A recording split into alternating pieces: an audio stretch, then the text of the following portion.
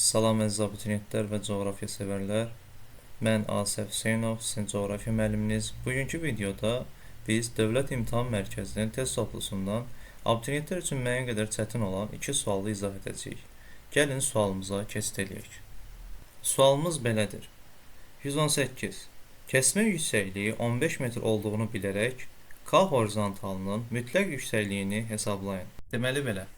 İlk öncə horizontalımıza baxırıq. Horizontalı əgər belki içəri doğrudursa, deməli bu çökəklikdir. Yox, əgər çölə doğrudursa, deməli bu təpədir, dağdır. Və horizontalımıza baxırıq və bu içəri doğrudur. İçəri doğrudursa biz dediyimiz kimi bu çökəklikdir və ən çökək nöqtəmiz 325 metrdir. İlk öncə biz daxili horizontalı tapacağıq, daha sonra kəsmə yüksəkliyi ilə xarici horizontalı tapacağıq. Daxili horizontalı necə tapırıq? Deməli, əgər çökəklikdirsə, ən çökək nöqtədən, yəni 325-dən böyük ilk 15-ə bölünən rəqəm. Yəni ki, o da eləyir 330. Deməli, daxili horizontalımız 330 metrdir. Daha sonra kəsmə yüksəkliyi zaten bilirik ki, 15 metrdir.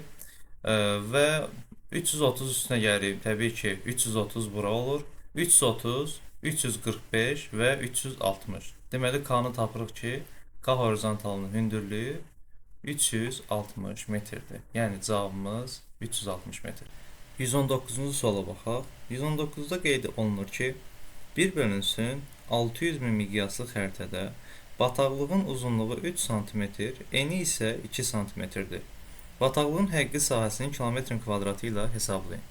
119-cu sualın həllinə gəlincə isə, deməli bizə miqyası verib. Miqyasımız 1 bölünsün 600 mindir. Və xəritədəki sahəni tam verməyib, amma uzunluq və eni qeyd edib.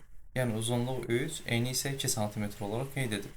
Biz bilirik ki, düzbucaqlının sahəsini tapanda biz eni və uzunluğun hasilini tapırıq. Sahə bərabərdir 2 cm vurulsun 3 cm, o da bərabərdir 6 cm-in kvadratı.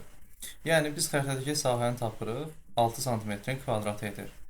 Bizdə də düsturumuz həqiqi sahə bərabərdir. Xəritədəki sahə vurulsun miqyasın kvadratı, kəmiyyətinin kvadratı. Miqyasın kvadratını biz ilk öncə bunun kəmiyyətini tapacağıq, miqyası. Və 5 sıfır silirik. Bilirik ki, santimetrdən kilometrə çevirəndə biz 5 sıfır siləcəyik. O da eləyəcək 6 kilometr. Bizə də miqyas lazım deyil. Təbii ki, miqyasın kvadratı lazımdır. Düsturda gördüyünüz kimi. Miqyasın kvadratı bərabərdir 6 kilometrin kvadratı. Yəni ki, 36 kilometrin kvadratı eləyəcək.